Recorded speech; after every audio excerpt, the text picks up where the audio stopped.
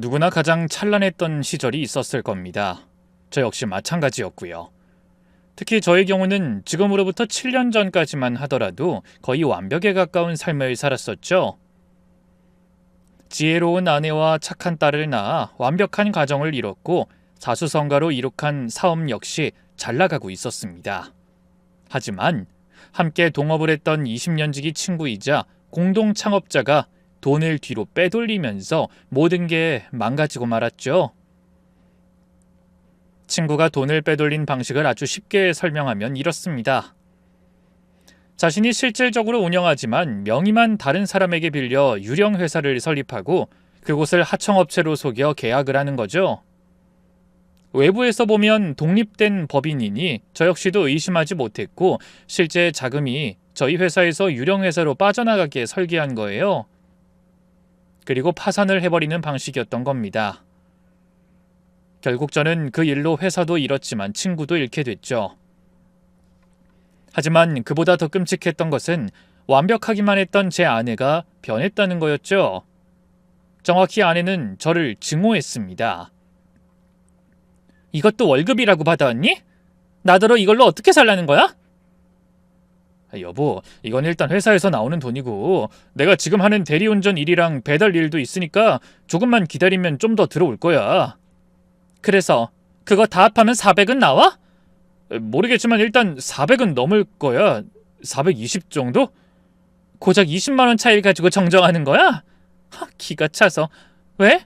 아주 100원 단위까지 말하면서 따지지? 나 지금 이런 상황이 너무 비참해. 내가 이깟 돈 몇 푼으로 당신한테 실망하게 될 줄은 몰랐고 싸우게 될 거란 상상도 못했으니까. 안 싸우면 되잖아. 일단은 형편이 이러니까 좀 받아들이고. 받아들여? 내가 왜? 내가 왜 그래야 하는데? 진짜로 받아들이면 난 이 자리에서 혓 깨물고 죽어야 해. 난 진짜 세상에서 가장 불행하게 살고 있다고. 불행? 지금 불행이라고 했어? 진짜 배가 불렀구나. 400이면 어때서? 이 정도만 벌어와도 감사하다는 사람들 수두룩해. 그리고 우리 겨우 세 식구야. 넷도 아니고 다섯도 아니고 셋. 그럼 400으로 내가 행복해야 하는 거야?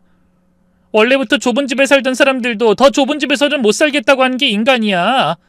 하물며 이전엔 1000만 원씩 턱턱 생활비로 주던 당신이 그 반도 안 되는 돈을 생활비라고 준 거라고. 심지어 어떤 누구보다 어렵게 모은 돈이 겨우 400이라는데 당신이 지금 내 심정을 알아? 지금 내 기분이 얼마나 끔찍한 줄 아냐고. 도대체 뭐가 그렇게 끔찍해? 조금만 덜 쓰고 조금만 같이 노력해주는 게 그렇게 힘들어? 막말로 우린 적어도 집은 있잖아. 40대 중반에 아파트 한 채 마련하는 사람 흔하지 않아. 가진 것에 만족하면서 제발 좋은 부분을 먼저 좀 봐줘. 나라고 망하고 싶어서 망했겠어? 고의는 아니었겠지. 멍청해서 그렇지. 여보! 내 말이 틀려?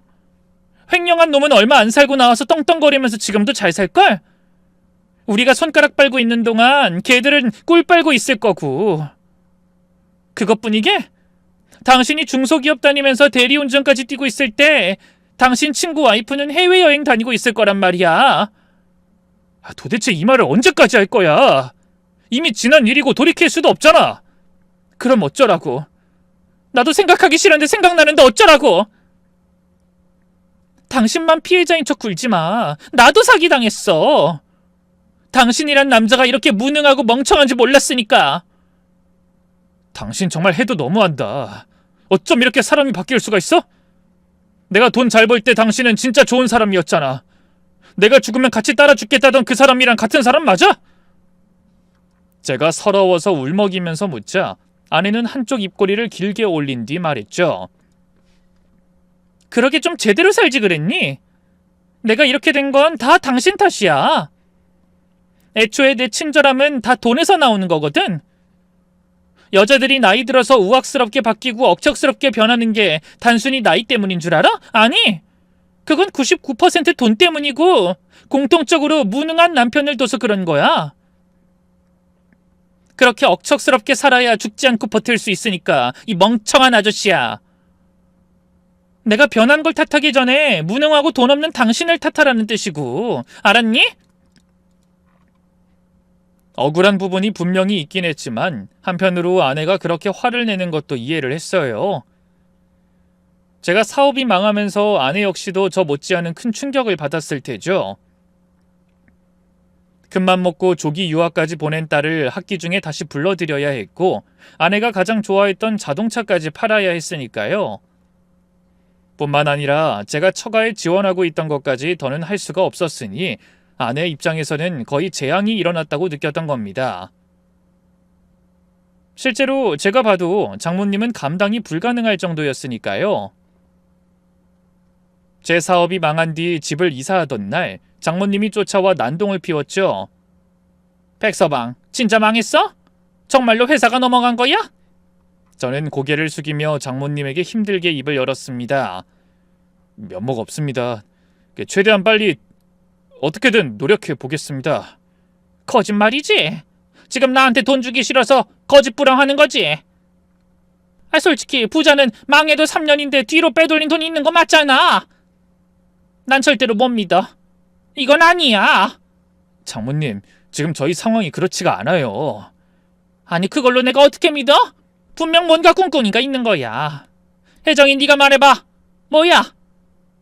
너 이젠 나한테 돈 더 주기 싫어서 그런 건 맞잖아. 그러고도 네가 딸이야? 어? 장모님은 아내의 어깨를 잡고 흔들면서 소리를 질렀고 아내는 참다가 결국 터지더군요. 제발 좀 그만해. 지금 소리 지르고 싶은 사람이 누군데? 제발 좀 가! 아니, 난 한 발자국도 못 가지. 아님 나 여기서 살아야겠다.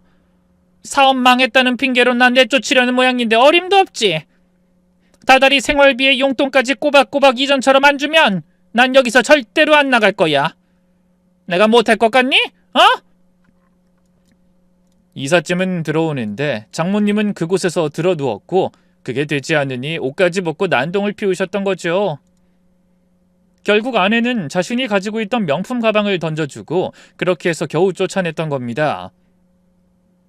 실은 결혼 전부터 그런 장모님의 성향을 모르진 않았어요. 아내가 어린 나이에 저와 빨리 결혼했던 이유 역시 집에서 하루라도 빨리 탈출하길 꿈꿨기 때문이었죠. 결혼하고 초반엔 차라리 그 힘든 관계를 끊어보라고 조언도 했지만 아내는 그러진 않았습니다. 저는 착하기만 했던 아내가 안쓰러워 성공하려고 무던히 애를 썼고요. 마침내 제가 성공을 했다고 말할 수 있을 수준이 되었을 때 두 사람은 비로소 평범한 모녀 사이가 되었죠. 당시 아내는 제게 이런 말을 했었습니다. 엄마가 오늘은 집에 뭘 가지고 왔는지 알아? 반찬. 장모님이? 어쩐 일로 반찬을 다 가지고 오셨대? 그야 돈이 떨어져서 그런 거지. 엄마 노릇 적당히 해주고 그렇게 뭘 얻어 가시는 거야. 근데 온통 내가 잘 안 먹는 것만 가지고 오셨더라고. 자기 딸이 애초에 뭘 좋아하는지도 모르는 사람이란 거 다시 느끼니까 또 비참해졌지. 그런데도 난 그것도 좋더라.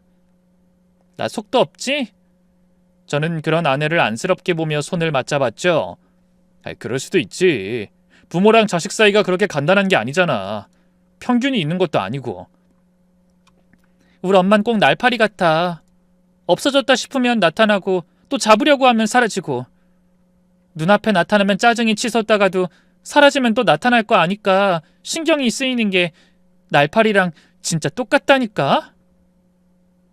그래서 난 엄마를 보면서 늘 이런 생각을 해. 난 절대로 엄마처럼은 안 살 거다. 절대 돈에 미쳐서 가족들을 괴롭히지 않을 거라고. 그렇게 추하게 늙느니 차라리 죽고 말지. 그럼 내가 만약에 폭삭 망하면 그땐 어쩔 거야? 어쩌긴 같이 벌면 그만이지. 난 엄마처럼은 안 해. 그럼 내가 죽으면? 그땐 나도 따라갈 거야. 세상에 미련도 없고 일단 당신 없으면 난 못 살 것 같거든. 아내는 장모님 때문에 죽고 싶다는 말을 습관처럼 하곤 했어요. 해서 저는 그런 아내의 아픔을 꼭 치유해주고 싶었습니다.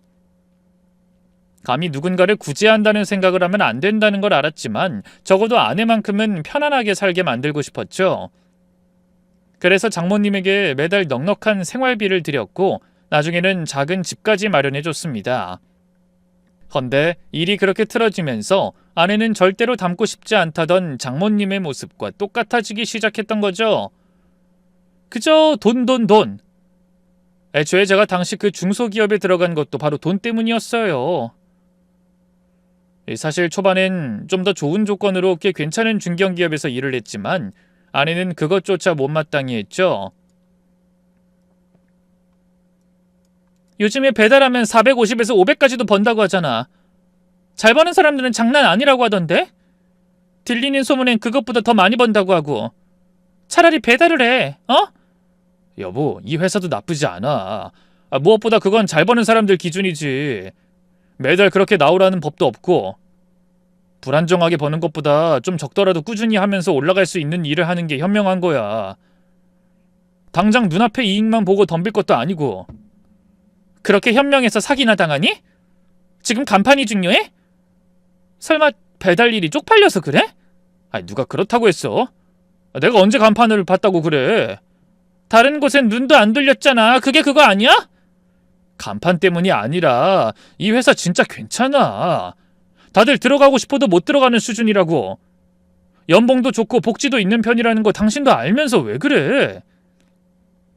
물론 수익이 이전과는 같지 않지만 이제 막 들어간 거잖아. 일단 차근차근이고 뭐고 그럼 투잡을 해. 요즘 시대에 일 두세 개 안 하는 사람 없잖아. 그렇게 해서라도 돈을 채워가야 할 거 아니야. 회사도 다시 일으키려면 돈을 모아야지. 아니야? 아님 그 일도 하고 퇴근하고 배달도 같이 하면 그만이잖아. 말이 되는 소리를 해야지. 퇴근하고 무슨 일을 더 해? 말이 왜 안 된다는 거야? 다른 사람들도 하는 일을 왜 당신은 못하는데? 당신 가장이야. 우리가 지금 누구 때문에 이 모양 이 꼴로 사는데? 내 딸이 왜 유학길에서 다시 한국으로 들어왔는데? 다 당신 때문이야. 그러니까 당신이 책임져야 한다고 말하는 거야. 알았니? 정 그렇게 부족하면 차라리 당신도 벌어. 내가 왜? 예전에 당신이 그랬잖아. 내가 망하면 같이 벌겠다고. 이전 일을 들먹이자 아내는 픽 하고 웃었습니다. 그거야 그때고. 지금은 다르지. 당신 때문에 망했는데 왜 내가 책임을 같이 져야 해? 나 때문에 망했어? 내가 돈 빼돌렸어? 아니잖아. 이제 와서 일하라고 하는 거 진짜 웃긴다. 무능한 남자들이 다들 이런 식으로 여자한테 돈 벌어오라고 등 떠민다고 하더니 딱이네. 어쨌든 난 모르겠고 무조건 배달 일도 같이 병행해. 그렇게 해서라도 난 보상받아야겠어. 저는 어쩔 수 없이 회사 일과 배달 일을 병행하기 시작했습니다. 하지만 그 일은 화근이 되었고 결국 저는 중견기업에서 쫓겨나게 됐죠. 상당수의 회사는 회사 일 외에 겸업을 하는 것에 대한 엄격한 내부 규정이 있었고 4대 보험 이중 가입 사실이 발각되면서 들키게 된 겁니다. 그래서 겸업이 가능한 중소기업에 취업을 한 거였죠. 솔직히 말해서 그곳은 회사라고 보기도 힘들 수준이었습니다. 박봉의 월급은 둘째로 치더라도 체계도 엉망이었죠. 애초에 그곳이 어떤 식으로 유지가 되는지도 의문이 들 정도로 제대로 된 게 하나도 없었습니다. 그곳의 규칙은 딱 하나, 사장님에게 잘 보이는 것이 전부였죠. 제게 업무 인수인계를 해줬던 분이 그러더군요. 여긴 동물의 왕국이야. 적당히 비비다 얼른 뜨는 게 신상에 이루어. 일하다 보면 알겠지만 애초에 멀쩡한 정신을 가진 사람이 하나도 없거든. 저기 경리는 사장이랑 한 달 전에 사귀다 헤어졌고 저기 김 팀장은 지금 만나는 애인. 그런데도 둘이 친하다는 게 더 어이가 없지. 그러니까 특히나 저 여자들 앞에선 사장 욕은 혼잣말로도 하지 마. 알았지? 아, 네. 그 사장님이 싱글이신가 봐요. 나이는 꽤 있어 보이시는데. 몰라. 근데 듣기론 결혼을 했다는 소문이 있긴 하던데 손가락에 반지 자국도 없는 걸 보면 이혼을 했을 수도 있겠지. 어쨌든 중요한 건 돈은 엄청 많다고 들었어. 본인 말로는 대단한 거물이 있는데 자기 뒤를 봐준다고 하더라고. 그래서 이렇게 적자가 나는데도 이 회사를 유지하는 거네요? 그치. 근데 그게 끝이 아니야. 직원이 아닌데도 직원으로 등록된 사람이 더 있어. 여기서 일하려면 사무 업무, 영업, 그리고 회계까지도 다 해야 하거든? 워낙 중구난방에 백으로 들어와서 타자도 제대로 못 치는 것들까지 있으니까. 그래서 다 알아둬야 하는 거고. 네? 등록만 하고 출근을 안 한 거면 그거 불법 아닌가요? 쉿! 그런 말은 하지도 마! 아니, 이상한 게 있어도 묻지도 마. 내가 초반에 들어왔을 때 어디서 다방 여자를 데리고 와서 직원으로 앉혀놓은 적 있었거든. 그 꼴을 보는 것보단 차라리 등록만 되어 있는 게 훨씬 좋을 거야. 내가 장담하지. 네, 알겠습니다. 일단 여기서 살아남으려면 눈 딱 감고 죽었다고 생각하고 일해. 경리가 너보다 월급이 많아? 법인카드 사용 출처가 이상해? 아니, 여긴 뭐든 가능해. 뭐가 잘못되었든 이상하든 아무것도 묻지도 따지지도 말라는 거야. 사장 말엔 반드시 복종한다.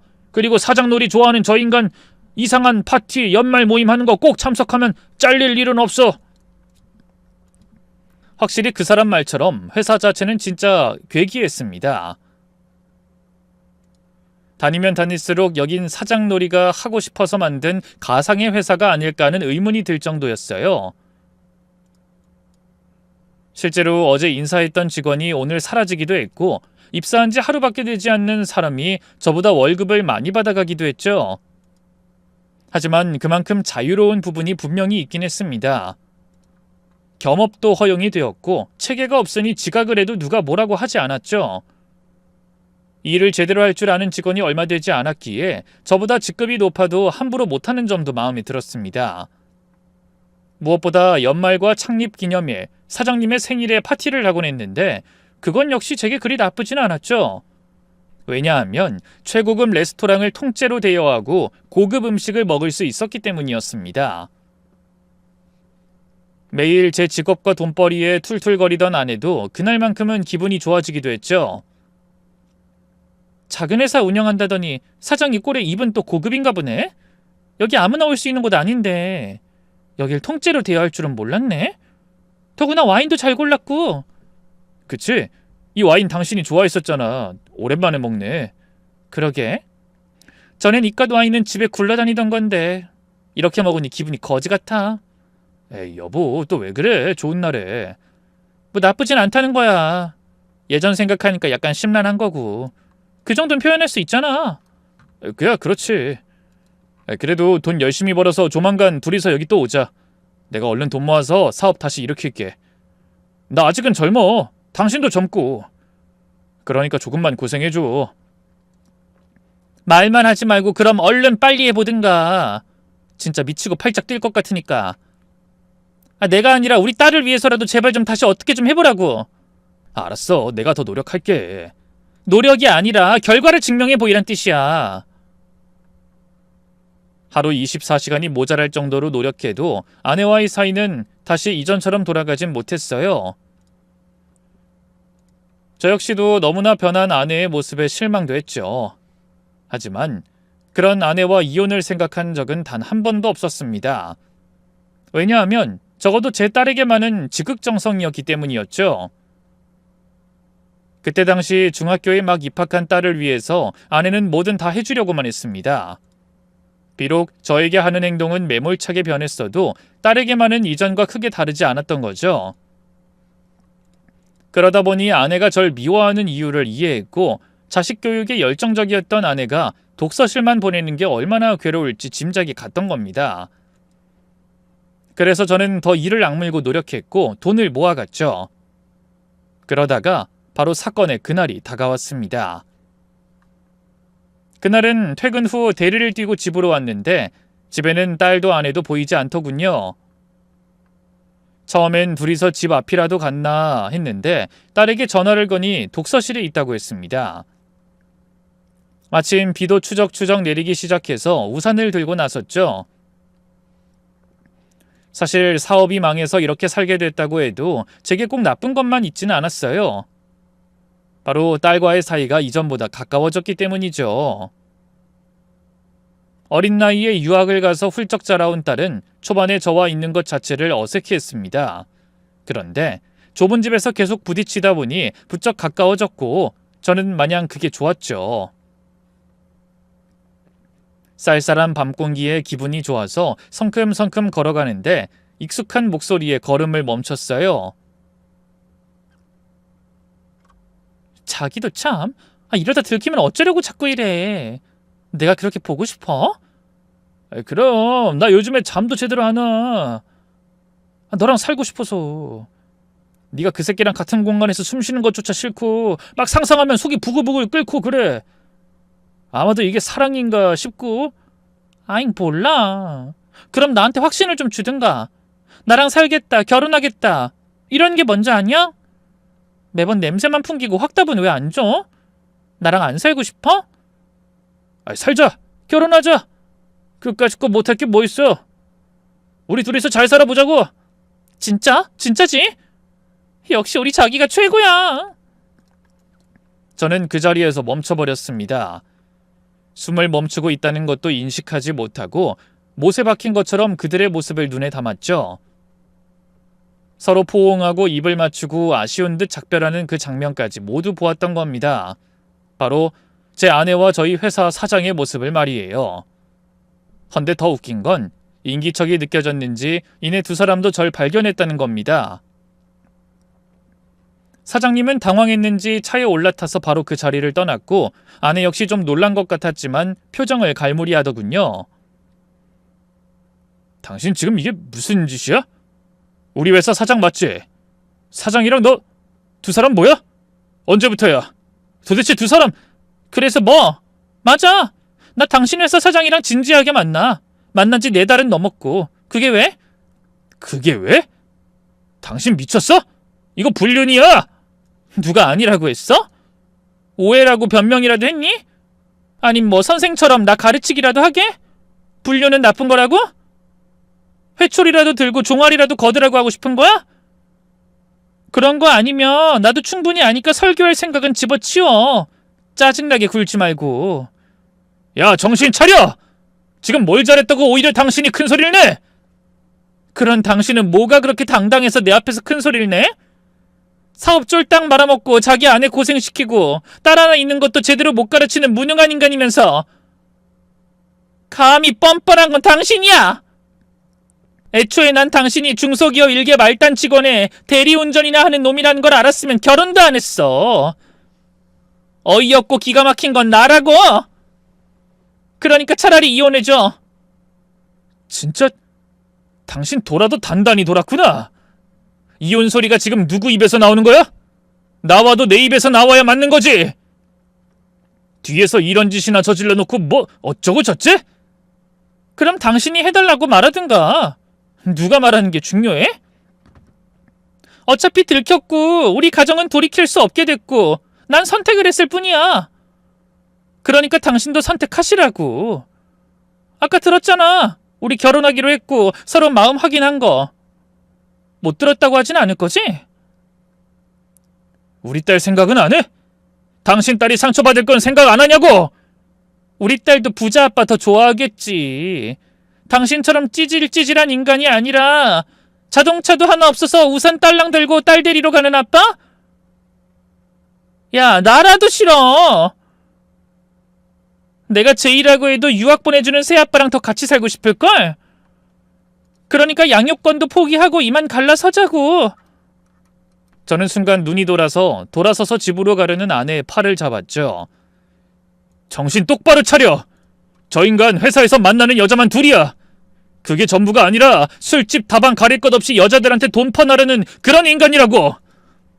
근데 저런 놈을 새아빠라고 우리 딸을 데리고 들어가겠다는 게 말이나 되는 소리야? 당신도 결국 버림받을 거라는 거 몰라? 당신이 원하면 얼마든지 증거 찾을 수 있어. 직접 보여줘야 믿을래? 제가 이 말을 하면 적어도 충격 정도는 받을 줄 알았습니다. 헌데 아내는 도리어 웃었죠. 설마 내가 모를 거라고 생각해? 뭐? 여자관계 더럽게 복잡한 거 나도 알아. 근데 그게 왜? 내가 버림받을까봐 걱정이 되니? 아님 내가 순진하게 아무것도 모르고 꿈이나 꾸는 것 같아서 그래? 근데 어쩌지? 난 이미 다 알거든. 여자가 4, 5? 죽은 전처랑 죽은 딸이 있단 거? 도대체 그 중에 뭐가 문제인데? 지금 뭐가 문제인지 모른다는 거야?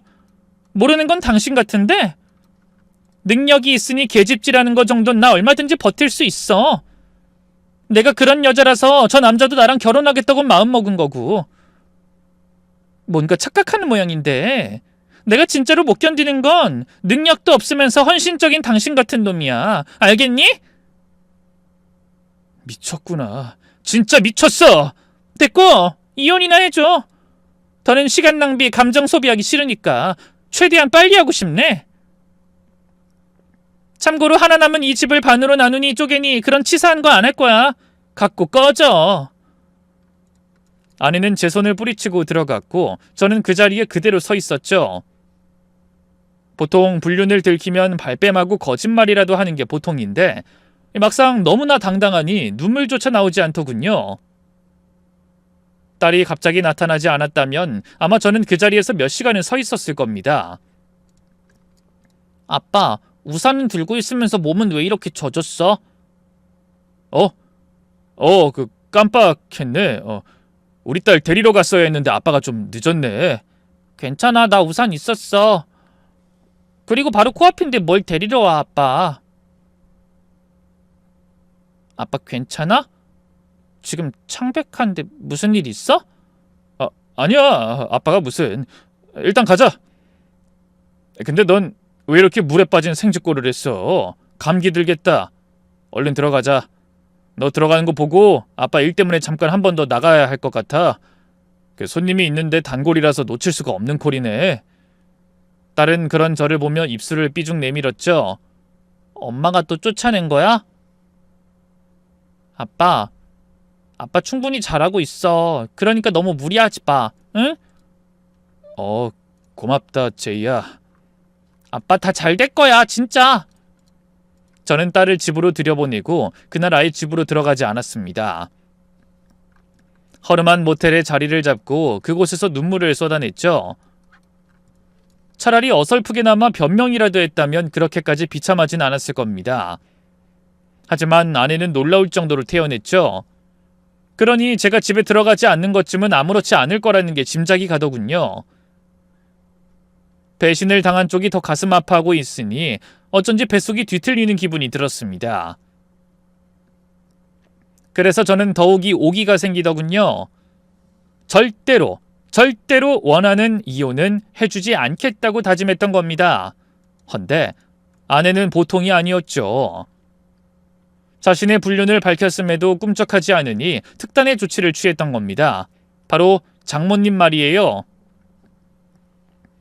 자신의 어머니를 날파리에 비유할 정도로 끔찍이 싫어했지만 두 모녀는 돈 앞에선 붕어빵 틀에 찍어놓은 것처럼 똑같았던 거죠. 백서방, 자네도 이러는 거 아니지? 무슨 어깃장을 놓는 것도 아니고 얘가 이혼을 원하면 이혼을 해줘야지. 한쪽이 일방적으로 우긴다고 혼인관계가 지속할 수 있을 줄 아나? 이제 나이도 먹을 만큼 먹었으면 싫다는 사람 놔주고 보내줄 줄도 알아야지. 안 그래? 제가 왜요? 전 이혼 원하지 않습니다. 아주 평생 데리고 있을 거예요. 무슨 애도 아니고 이런 억지를 부려? 아이 됐어. 이혼이야 그냥 소송하면 되는 일이지. 억지를 부리는 건 장모님이랑 저 사람이죠. 애초에 유책 배우자가 먼저 이혼 요구 못합니다. 어머님 따님이 혼인기간 중에 불륜을 저질렀어요. 그것도 제 회사 사장이랑. 그게 뭐? 남녀가 좋으면 그럴 수도 있는걸. 짐승들도 무리 중에 가장 강한 수컷이랑 짝을 맺고 약한 건 도태가 되는 법이야. 사람이라고 다를 게 있나? 더구나 왜 우리 딸만 잘못이야? 애초에 사업 다 말아먹고 구질구질하게 살게 한 자네도 명백한 책임이 있는 거지. 진짜 장모님도 그러시는 거 아닙니다. 그러시는 분이 제가 사드린 집에서 제가 드리는 용돈 받으면서 지금까지 사셨어요?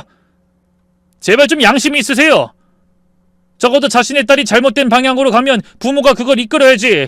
같이 와서 이게 뭐 하는 겁니까? 이혼하는 게 좋은 방향이라고 생각해서 이끄는 건데 그게 뭐 그리 잘못이라고? 그리고 이제 와서 하는 말인데 그 집 그까짓 게 뭐 얼마나 된다고? 고작 방 3칸에 화장실 딸랑 하나 딸린 낡은 아파트일 뿐인데 신축도 아니고 요즘 누가 화장실 하나 있는 집에 살아? 이때 아내가 끼어들어서 날카롭게 소리를 지르더군요. 엄마 그냥 줘버려. 우리 자기가 하나 사준다고 했어. 그러니까 그냥 주라고. 그래? 진짜 그랬단 말이지? 좋다. 적선한다 생각하고 주지 뭐. 그거 얼마나 된다고 생색내는 꼴도 보기 싫었는데 이참에 잘 됐지? 내가 백서방이 사준 그 집 당장 정리해서 내줄 테니 그거 먹고 떨어졌으면 좋겠네. 내 딸이 재산 분할도 안 받겠다고 하지 않나? 진짜? 정말 다들 너무하다는 생각 안 드세요? 양심도 없어요? 양심이 밥 먹여주는 것도 아닌데 왜 그게 있어야 하는지 난 잘 모르겠네. 난 오로지 내 딸의 행복 그리고 물질적인 보상이 최고라고 보는 사람이라. 이 사람 그 남자랑 결혼하면 뭐 제대로 살 수나 있는 줄 아세요? 나도 들었어, 바람둥이라고. 그래도 거기랑 헤어지는 게 자네랑 헤어지는 것보단 돈이 되겠지. 여기서 갈라봐야 1억 2억 갈리는 거지만 거긴 재산 분할하면 수십억이 오갈 거 아니야. 그러니까 얘가 지지고 볶고 헤어지든 말든 자네가 하등 신경 쓸 거 없어. 장모님이 그 말을 하니 아내가 고개를 끄덕이는 게 보이더군요. 순간 오만정이 다 떨어졌습니다. 그리고 그때서야 제가 인정을 하게 됐죠. 아, 이 인간은 내 사업이 망해서 변한 게 아니라 원래 이런 사람이었구나 라고 말이에요. 결국 저는 이혼을 결심했습니다. 하지만 딱 한 가지, 딸의 양육권만은 절대로 넘기지 않겠다고 버텼죠. 그런데 이번엔 사장님이 절 부르더군요. 초반에 둘의 불륜을 알았을 때는 한 대 치고 싶은 마음이라도 들었지만 정이 떨어져서 그런지 기가 차기만 했습니다. 고급 일식집에 앉아 제게 사케를 따라줬죠. 나한테 술 받는 사람 많지 않아. 자부심을 가져도 좋다 이 말이지. 지금 장난하세요? 남의 가정 바탕내고 자부심을 가져라? 뭐 어쩌겠나? 난 오는 여자를 안 맞거든. 예전에 결혼했을 때부터 지금까지 쭉. 솔직히 난 전처 죽고 나서 결혼은 할 생각 없었어. 왜? 전처는 내가 여자관계 복잡한 걸 극도로 싫어했거든.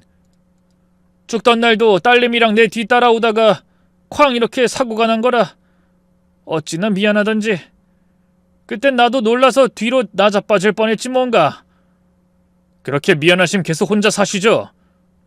사장은 고개를 저으며 여유롭게 웃었습니다. 다 이해해준다 그러잖아. 내가 누굴 만나든 누구랑 있든 그냥 가정주부로 평범하게 내 옆을 지키겠다고. 자긴 많은 거 안 바란다 그러더군. 순정적이고 복종하는 여자의 남편 구속 안 하는 여자가 어디 흔해? 그런 여자면 내가 좀 손해보더라도 잡아야지. 안 그래? 참 잘 어울리시네요. 비꼬지 마. 자네가 딸 때문에 이혼 안 하고 버틴다는 거 알아. 그리고 그 문제는 내가 해결해 주겠네. 솔직히 그 여자가 하도 딸 이야기를 해서 그러라고 했지만 남의 핏줄 데려오는 거 별로거든. 내 핏줄도 아닌데 나중에 상속 문제도 걸릴 테니까. 아내가 그걸 허락을 한답니까? 그 사람 딸에 대해선 누구보다 각별한 사람이에요. 과연 그럴까? 어쨌든 자네도 너무 날 미워하지 말게. 오히려 땡 잡은 거다 이렇게 생각해. 지금 사는 아파트도 포기한다. 그리고 처가에 들어간 돈까지 싹 다 해서 주는 조건. 원하면 공증도 가능해. 단 합의 이혼이어야 하네. 내용은 성격 차이로 원만하게 말이야. 딸에 대한 것만 확실히 말씀해 주세요. 아내는 포기 안 할 겁니다. 제가 말하니 사장은 껄껄 웃었죠. 딸이 중학생이면 적어도 10년은 넘게 살았을 텐데 어떻게 그렇게 아내를 모르는지. 그때였습니다. 문이 드르륵 열리더니 아내가 들어섰고 그 뒤에 딸이 따라 들어왔습니다. 저는 놀라서 딸의 얼굴을 봤는데 무표정으로 가만히 있더군요. 아내는 딸을 제 옆으로 밀어넣고는 바로 사장 옆에 붙어 앉았죠. 그리고는 식탁 위에 이혼 서류를 던졌습니다. 이제 찍어. 당신 원하는 거 해준다고 했으니까 도장 찍으라고. 우리 엄마 집 처분한 돈 당신 계좌로 쌌고 서면으로 재산 분할을 포기한다고 썼고 공증까지 받았어. 이 정도면 충분하지 않아? 아, 그리고 전 그렇게 원하면 얜 네가 키워. 난 돈만 있으면 되니까. 미쳐도 진짜 단단히 미쳤구나. 애 앞에서 지금 그걸 말이라고 하는 거야? 이렇게 안 하면 나 안 놔줄 것 같아서 그래. 오죽하면 나도 이러겠니? 제발 좀 떨어져 나가. 거머리같이 끈질긴 당신 보면 토악질 나올 것 같으니까. 그때 제 딸이 절 보면서 말하더군요. 찍어 아빠. 당장 찍어. 난 아빠가 행복해지면 좋겠어. 그리고 실은 딸은 제게 귓속말로 빠르게 상황을 전달했습니다. 아빠, 사실 나 엄마가 바람 피우는 거 알고 있었어. 할머니랑 엄마가 하는 말도 들었고 그래서 내가 저 사장님 돈줄을 찾아냈어. 그 사람 데리고 오면 엄마도 여기서 끝장나. 그러니까 나 한 번만 믿고 도장 그냥 찍어버려. 지금 당장. 전 그걸 듣고는 묻고 싶은 말이 산더미였지만 일단 딸의 말대로 이혼 도장을 찍었죠. 아내와 사장은 잠깐 당황하는 것 같더니 흡족한 미소를 지어 보였습니다. 그리곤 곧바로 변호사에게 그 서류를 전달하고는 일어나려고 하더군요. 하지만 딸이 그 앞을 막아섰고 거의 동시에 딸 뒤로 한 여자가 모습을 드러냈죠. 나이는 70대 중반 정도로 보였는데 몹시 꿋꿋한 느낌이었고 표정은 더없이 차가웠습니다. 무엇보다 굉장히 고급스러운 느낌이 들었죠. 풍성한 흰 머리와 깔끔한 차림, 걸치고 있는 것부터 귀티가 흐르는 노부인이었어요. 아주 천천히 안으로 들어오더니 제 딸의 손을 잡으며 말했죠. 저 여자가 제이 널 낳아줬다는 그 여자니? 참 한심하기도 하지. 그 말에 아내는 발작하듯 일어나 삿대질을 하더군요. 당신이 뭔데 한심하다고 내 딸한테 짓거려? 뭔데 우리 가족 사이에 끼어들어? 노망이라도 났어? 아님, 혹시 우리 남편이랑 그렇고 그런 사이인가? 오호라, 아주 끼리끼리. 천박하고 수준 이하의 여자네. 자네 설마 이런 여자랑 결혼을 하겠다고? 그때 총알처럼 사장이 앞으로 뛰어가선 그 노부인 앞에 납작 엎드리더군요. 장모님, 그게 아니라요. 뭔가 오해가 있으신 모양인데 결혼이라니 무슨 소리를 하시는 건지 전 도통 모르겠습니다. 순전히 이 여자 주장이고 전 이 여자랑 아무 사이도 아니고 그 어떤 관계도 없습니다. 정말이에요. 장모님 저 아시잖아요. 네? 죽은 그 사람 평생 그리워하며 살 거라고 저 약속도 드렸고요. 기억하시죠? 네. 자기야, 도대체 그게 무슨 말이야? 장모님이라니? 자기란 말 하지도 마. 지금 누구 앞이라고 입을 놀려? 미쳤어? 자기 갑자기 왜 그래? 장모? 전처는 죽었는데 왜 이 여자 눈치를 봐? 그 입 안 다물어. 내가 왜? 내가 무슨 죄를 지었는데? 협의 이혼도 했잖아. 다 했는데 왜? 하지만 제 아내는 더욱 악을 쓰기 시작했고 참다 못한 사장은 그런 아내의 뺨을 갈겼죠. 아내는 충격에 벌벌 떨면서 입을 닫았고 사장님은 바닥에 입술이 닿을 것처럼 다시 엎드리더군요. 앞뒤 내용을 봤을 때 그 노부인이 사장이 늘 말하던 든든한 투자자이자 거물이었던 겁니다. 즉, 사장의 장모님이 인사체계부터 모든 게 엉망인 회사가 굴러갈 수 있는 단 하나의 이유였던 거죠. 노부인은 엎드린 사장은 본 척도 하지 않곤 절 보더니 입을 열었습니다. 따님을 아주 잘 키우셨더군요. 요즘엔 컴퓨터만 좀 다뤄도 그 정도 정보 찾는 건 일도 아니라면서 저희 집을 찾아왔거든요. 근데 이 아이가 절 보자마자 뭐라고 했는지 아세요? 대뜸 제 돈을 지켜주겠다고 그럽디다. 제 딸이요? 우리 제이가 그런 말을 했다고요? 노부인은 제 딸을 따뜻하게 보고는 머리를 쓰다듬으며 고개를 끄덕였죠. 단순히 제 사위가 자기 엄마랑 불륜을 저질렀으니 벌을 내려달라고 했다면 전 무시했을 겁니다. 저도 바보가 아니니 모르진 않았거든요. 나이 들고 뒷방으로 물러났어도 어디에나 제 눈이 있고 귀가 있는데 왜 모르겠어요. 그런데 바로 이 꼬맹이가 제 돈을 지킬 수 있다며 당차게 말했고 호기심에 이렇게 따라오게 된 거죠. 바로 여기 뒤에 있는 방에서 기다렸고요. 여기 뒤에 있는 방이라면 일본식 구조였던 가게의 방은 얇은 문을 하나 사이에 두고 공간이 나뉘어 있었습니다. 인기척이 전혀 들리지 않아서 아무도 없는 줄 알았지만 바로 그곳에 그분이 와 있었던 거죠. 이를 들은 사장은 얼굴이 터질 것처럼 붉게 변하더니 덜덜 떨기 시작했죠. 동시에 노부인은 사케병을 거꾸로 들었고 사장의 머리 위로 술을 콸콸 쏟아냈습니다. 참 대화 내용이 유익했네요. 그중에 내 딸과 손녀가 단순한 사고로 죽은 게 아니라는 것이 참 인상 깊었어요. 바람난 남편 뒤를 쫓다가 내 딸이 그 꼴이 된지도 모르고. 장모님, 그건 오해세요. 전 그냥 그 입 다물어. 내가 쓰레기 같은 널 두고 보고 있었던 건 내 딸이 널 많이 좋아했기 때문이었어. 걔집에 미쳐서 쫓아다닌 거 알면서도 지 분수를 아는 놈이니 적당히 하다가 치울 줄 알았지. 시궁창의 쥐새끼처럼 어차피 다신 나랑 섞일 일 없고, 너도 나처럼 가족을 잃었으니 내가 살아있는 동안엔 널 어떻게든 거두려고 했었다. 하지만 넌 결국 선을 넘었어. 이제까지 너에게 줬던 모든 걸 되찾을 거다. 이 똑똑한 꼬마 아가씨 말처럼 내 돈을 지켜야겠으니. 안 돼요. 장모님, 제가 이렇게 빌게요. 이 미친 여자랑도 헤어질게요. 이 여자가 먼저 접근했어요. 전 정말 가만히 있었는데, 진짜예요. 전 억울해요. 이런 여자는 이제 줘도 안 가질 거고, 아니, 앞으로는 여자 근처도 안 갈게요. 장모님, 저 진짜 죽어요.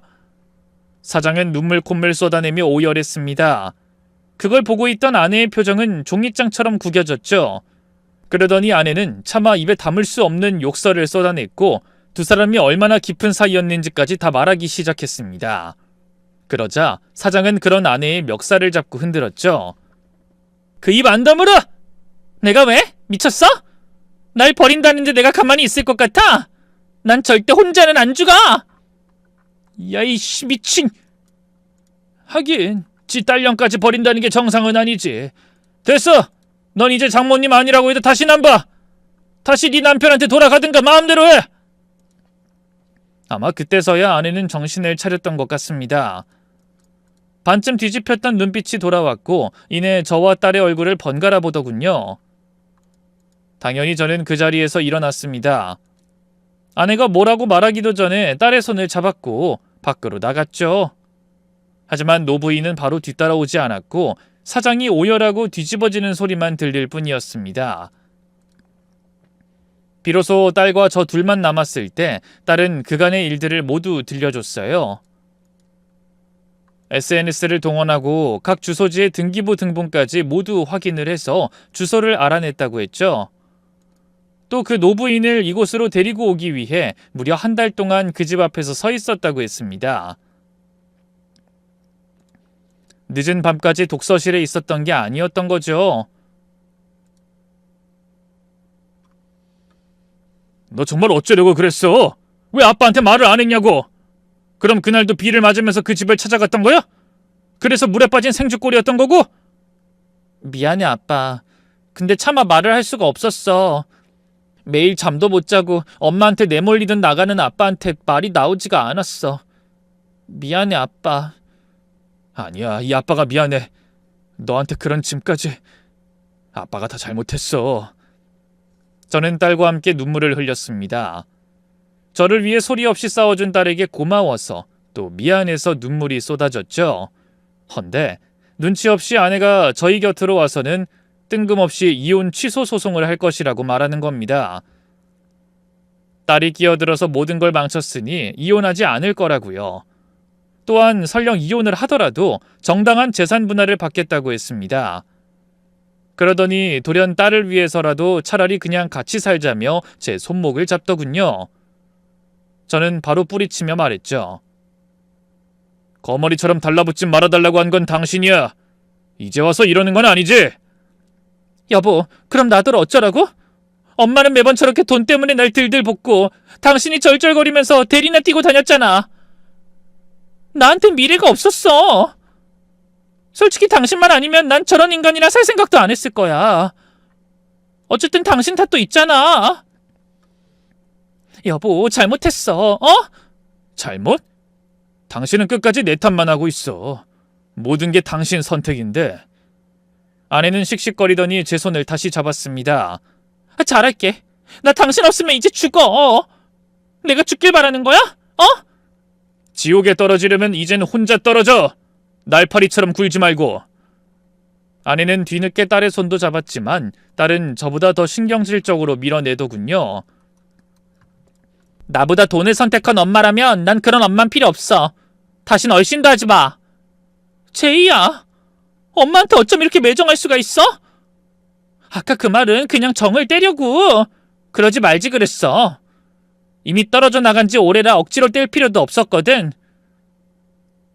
그 일이 있고 아내는 진짜로 이혼을 취소하고 재산 분할을 다시 받으려고 시도를 했습니다. 사장과도 당연히 끝나버렸고 집도 없고 돈도 없는 장모님과 단 둘이서 할 수 있는 게 그것밖에 없었겠죠. 하지만 법원은 그걸 받아들이지 않았어요.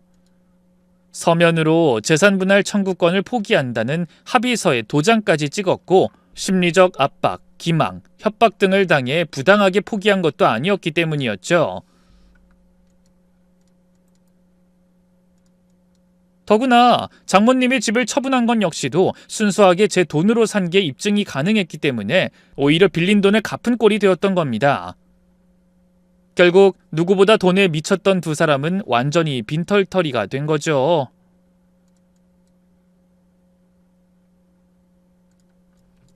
한편 사장은 3달을 못 채우고 회사도 문을 닫았다고 하더군요. 투자금을 회수한다고 해도 당장 망하는 건 아니었으니 어떻게든 살려보려고 했지만 소용이 없었던 거죠. 애초에 실질적으로 업무가 가능한 직원 수가 현저히 적었기 때문에 너무나 당연한 결과였던 겁니다. 막판에 직원들은 못 받은 월급 대신 회사 비품까지 다 뜯어갔다고 하더군요. 반면 아이러니하게도 그 무렵에 저는 제 사업을 시작했죠. 제가 모은 돈으론 턱없이 부족했지만 장모님이 집을 팔아넘긴 돈을 더하니 어느 정도 기반이 마련된 겁니다. 그런데 개업을 하고 얼마 지나지 않아 딸과 함께 그 노부인이 제 사무실에 방문을 했죠. 사업 시작했다고 들었어. 요 꼬마 아가씨가 말해줬지. 그래서 화분 하나 선물하러 왔네. 정말 감사합니다. 금전수네요? 덕분에 돈 많이 벌 것 같습니다. 그래, 벌어야지. 내가 투자할 건데. 세상에 공짜는 없거든. 단단히 각오해. 네? 투자요? 그게 무슨... 내가 예전에 했던 게 투자 사업이었어. 실제로 그 덕으로 지금 이렇게 사는 거지. 무엇보다 내 돈 지켜준 꼬마 아가씨의 아빠니까 지켜준 그 돈만큼 여기에 투자할 생각이야. 하지만 아무리 그래도 이걸 그냥 받아도 되는지... 그냥? 내가 그럴 것 같나? 이전 회사의 재무제표도 다 확인했고 가능성이 있다고 판단하고 투자를 하는 거라네. 정 때문에 투자했다가 실패하는 건 한 번이면 족하거든. 그러니까 어디 한번 제대로 한번 해봐. 즐거운 마음으로 이 꼬마 아가씨랑 함께 기다려 볼 테니. 그때 제 머릿속에서는 폭죽이 터지는 느낌이 들었죠. 당장 투자를 받았다는 것보단 그간의 제 인생이 헛되지 않았다는 걸 인정받은 것 같았습니다. 비록 망하긴 했지만 진짜 잘해왔다고, 결혼도 실패했지만 딸은 내 곁에 있노라고 따뜻한 격려와 위로를 받은 기분이었네요. 앞으로 인생을 살아가며 저는 아마 또 누군가에게 상처를 받을 수도 있을 겁니다. 믿었던 친구에게 뒤통수를 맞고 세상에 둘도 없는 아내에게 배신을 당했으니 아니라고 장담할 순 없겠죠. 하지만 중요한 건 그런 순간이 또 오더라도 저를 믿어주는 딱 한 사람이 있다면 무조건 이겨낼 수 있을 거라는 겁니다. 제가 이 일을 통해서 깨달은 점이기도 하죠. 지금 벌써 그 일로부터 1년이란 시간이 흘렀습니다. 덕분에 사업이 성공했다라고 소설처럼 쓰고 싶긴 하지만 아직 그 단계까진 조금 시간이 더 걸릴 것 같아요. 하지만 정말 최선을 다해서 성공할 생각입니다. 저를 믿어주고 지켜주려고 한 제 딸을 위해서라도 말이죠. 저 정말 열심히 살아볼 테니 다들 많이 응원해 주시면 좋겠습니다. 제 이야기는 여기까지입니다. 모두 이야기 들어주셔서 감사하고요. 또 고맙습니다.